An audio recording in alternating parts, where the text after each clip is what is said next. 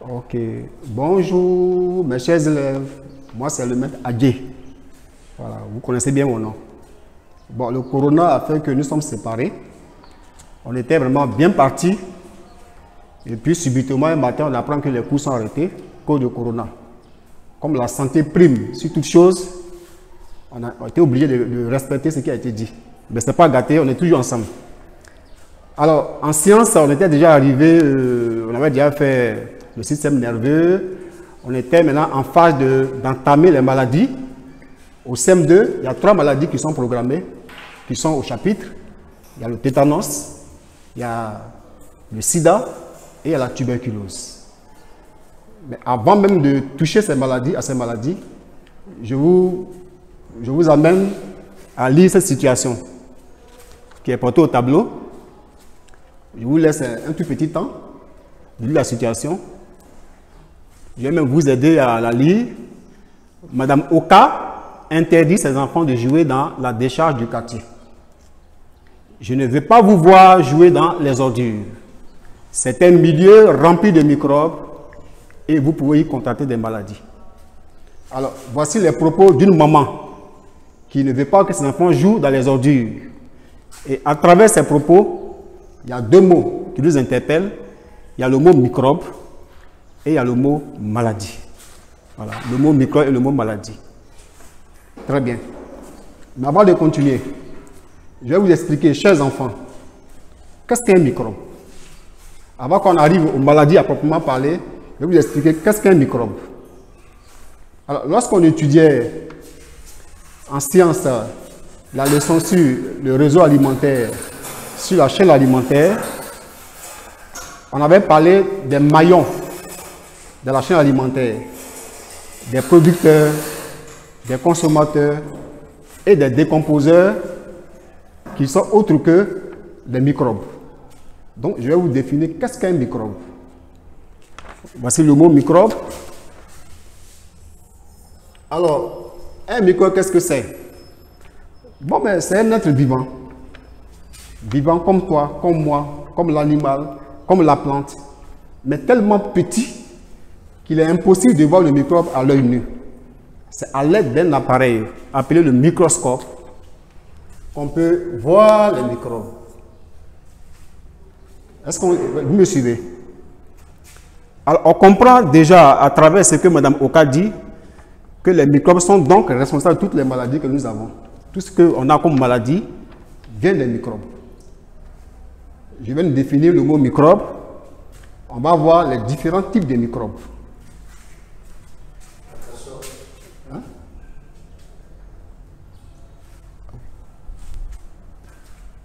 Les différents types de microbes. On a les bactéries, on a les virus, les bactéries, on a les virus, on a les champignons, on a les protozoaires. Mais pour la leçon de CM2 qui nous intéresse, on va choisir les 2 types de microbes, les bactéries et les virus, qui donnent des maladies qui sont étudiées au CM2, à savoir la tuberculose, à savoir le tétanos. Les microbes donnés, les maladies occasionnées par des bactéries, qu'on appelle des maladies bacillaires. Pourquoi on dit bacillaires? Parce que les bacilles, ce sont des microbes, mais à cause de leur forme, la forme d'un bâtonnet, alors on dit que ce sont des bacilles. Sinon, les bacilles sont des bactéries. Donc, les maladies bacillaires sont des maladies causées par des bacilles. Les maladies virales sont des maladies causées par des virus. Donc, ce sont les 2 cas qui nous intéressent pour la leçon d'aujourd'hui. C'est-à-dire, on va voir 2 maladies bacillaires, c'est-à-dire 2 maladies causées par des bacilles, à savoir la tuberculose et le tétanos. On prend la première maladie, s'il vous plaît. On prend la tuberculose. La tuberculose.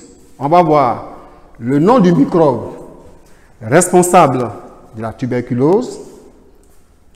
On va voir la porte d'entrée de ce microbe-là, c'est-à-dire comment ce microbe-là entre dans l'organisme. On va voir les signes ou les symptômes de la maladie et puis on va voir par la suite les moyens de lutte. Tout ce cours qui est dit oralement, vous aurez un support sur un papier. Là, le résumé du cours sera sur un papier que les parents viendront retirer à la direction. Je fais ça juste pour expliquer. Donc, on revient, j'étais disant, on revient donc sur la tuberculose. Le nom du microbe,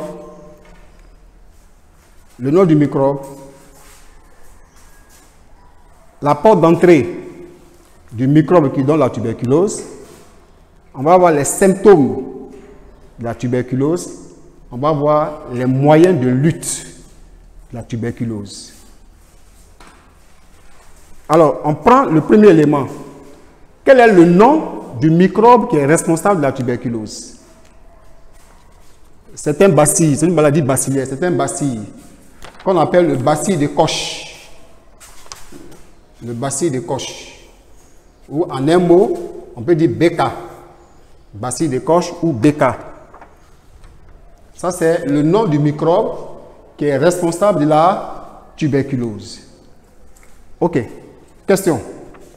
Comment est-ce que la tuberculose entre dans le corps de l'être humain? C'est une maladie qui est contagieuse, vous le savez. Ça veut dire quoi? Ça veut dire que cette maladie peut partir d'une personne malade et puis, si les règles d'hygiène ne sont pas respectées, alors une personne non malade peut aussi contracter la maladie. Donc, c'est une maladie qui peut se propager. Elle est donc contagieuse. On va donc voir les symptômes. Les symptômes, c'est-à-dire les signes de la tuberculose. Alors, le premier symptôme, d'abord, c'est la toux. Une toux qui est rauque. Souvent, les enfants disent quoi? Monsieur, il casse, il casse. C'est-à-dire, quand on tousse et puis on casse, c'est ce qu'on appelle une toux rauque. À cela s'ajoute une douleur dans la poitrine, c'est-à-dire tu tousses et puis tu as mal à la poitrine, une douleur dans la poitrine. À cela encore s'ajoute une fièvre. Chaque soir, tu fais la fièvre. Chaque soir, tu as la fièvre. Tu maigris, tu n'as pas l'appétit. Les symptômes les plus dangereux, c'est que quand tu craches dans ta salive, il y a du pus et du sang. On parle alors du crachat sanguinolent et purulent. Voici les symptômes, les signes de la tuberculose. Je reprends. Je dis la tuberculose commence par une toux qui est rauque. Tu tousses beaucoup et tu casses, entre guillemets. Douleur dans la poitrine, tu as de la fièvre chaque soir, tu maigris, tu n'as pas l'appétit, c'est-à-dire que tu n'arrives pas à manger. Et puis, le comble, c'est que quand tu tousses ou bien quand tu craches, il y a du sang. Il y a du sang dans ta salive et il y a du pus dans ta salive. On parle alors de crachat sanguinolent et purulent parce que dans ta salive ou dans tes crachats, il y a du pus et il y a du sang. Ça, ce sont les signes de la maladie. Tout ce que je dis là va te confiner sur un papier. Dans le résumé du cours, bien détaillé, vous sera donné. Donc, suivez l'explication. Donc, on vient de voir les symptômes de la maladie. Alors, les moyens de lutte. C'est-à-dire, comment faire pour ne pas avoir la tuberculose. Voilà, un français terre à terre, pour que les enfants comprennent. Comment faire pour ne pas avoir cette maladie? D'abord, la première règle est de respecter les règles d'hygiène alimentaire, puisque c'est une maladie qui est contagieuse. Ça, c'est le premier point.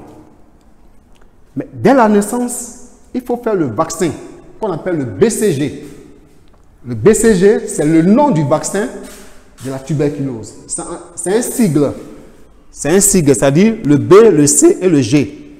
Alors, que signifie ce sigle BCG? Le B signifie bacille. Le C, bacille de Calmette et Guérin. Alors, Calmette et Guérin, ce sont deux scientifiques qui se sont mis ensemble, qui ont travaillé ensemble et qui ont découvert ce bacille-là. Donc, on dit bacille de Calmette et Guérin, BCG, c'est le nom du vaccin contre la tuberculose. Donc, dans les moyens de lutte, je disais, pour donc éviter cette maladie, il faut se faire vacciner dès la naissance. C'est-à-dire, dès que tu es né, en même temps, on te fait le vaccin. Ça, c'est le premier moyen de lutte.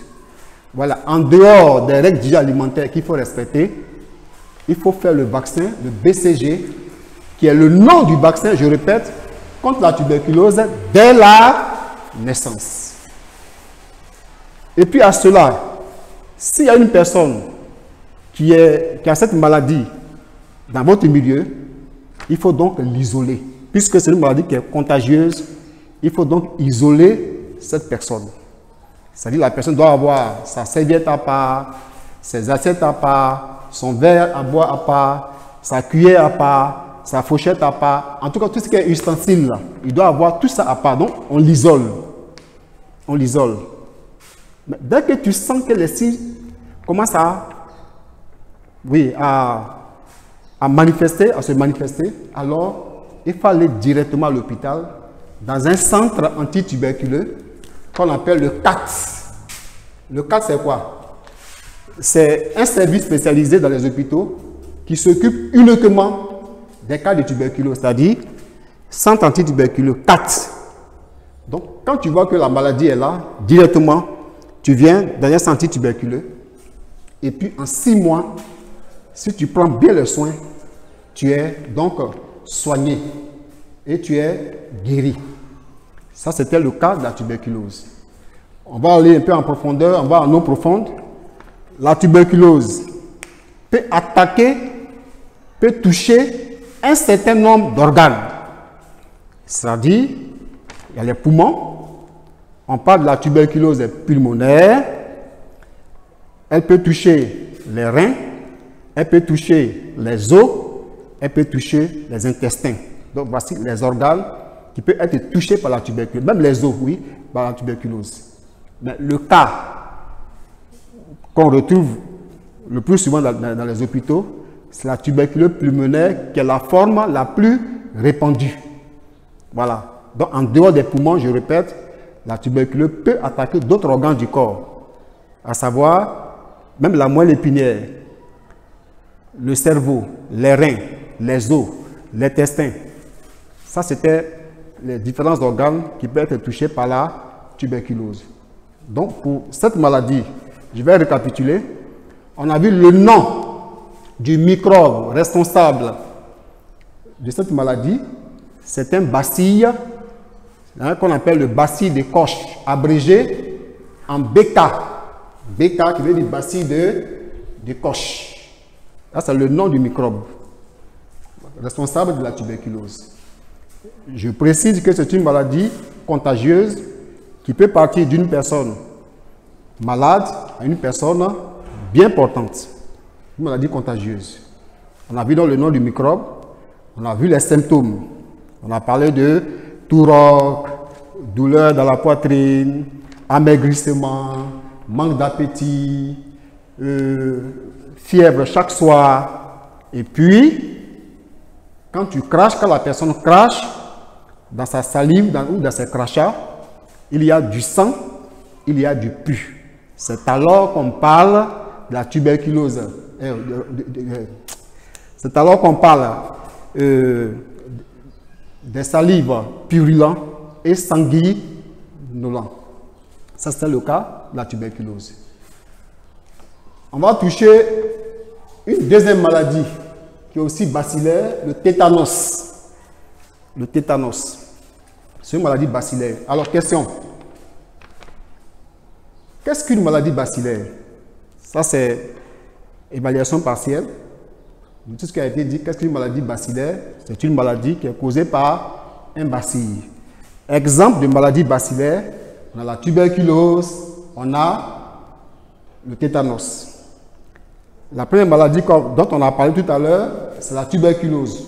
La deuxième dont je vais parler tout à l'heure, c'est le tétanos. Alors là encore, on va trouver le nom du microbe responsable du tétanos. On va aussi définir les symptômes du tétanos et puis éventuellement les moyens de lutte. Alors, je disais, le nom du microbe du tétanos, c'est le bacille de Nicolaïe. Voilà, bacille de Nicolaïe. Ça, c'est un bacille responsable du tétanos. Alors, comment ce microbe-là entre dans le corps? C'est-à-dire, quelle est la porte d'entrée de ce microbe-là? Alors, c'est par la plaie éventuellement. Voilà, puisqu'il vit dans le sol. Le bacille Nicolaïe vit dans le sol. Il vit sur des objets rouillés, c'est-à-dire les pointes rouillées, tout ce qui est objet rouillé. Donc, il vit dans le sol, il vit sur les objets rouillés. Donc, éventuellement, lorsque tu es blessé, alors c'est une porte d'entrée pour que ce bacille-là puisse entrer dans ton corps. Donc, la porte d'entrée de ce bacille-là, c'est pas une blessure, c'est-à-dire pas une plaie. Voilà. Les enfants, on vous voit souvent à 10 h, même 5 h à la maison, quand ils jouent, lorsqu'il y a une égratignure sur le pied, sur le bras, le premier réflexe, moi je les vois, ils prennent le sable qu'ils mettent dans la plaie. C'est très dangereux parce que le bacille de Nicolaïe vit dans le sol, vit sur les objets rouillés et vit même dans les excréments de certains animaux. C'est-à-dire, si vous voulez, caca, vit dans les cacas de certains animaux. Voilà, donc on fait attention. Quand on a une plaie, il ne faut pas l'exposer à la poussière, il ne faut pas l'exposer à la terre. Donc là, c'est la porte d'entrée. Ok, une fois que ce bacille de Nicolaïe est entré dans ton corps, alors les signes vont commencer. Les signes vont commencer. Ça prend du temps, mais les signes vont commencer. Alors, le premier signe de la maladie, déjà, il y a une contraction des muscles de la mâchoire. C'est-à-dire que tes mâchoires sont bloquées. Tu ne peux pas ouvrir tes mâchoires. Tout est bloqué, comme ça, raide. Tout est bloqué. Tout est bloqué. Tu ne peux même pas mouvoir tes mâchoires. On parle de contraction des mâchoires. Et puis, il y a la raideur de la nuque. C'est-à-dire ta nuque, là, ici, là.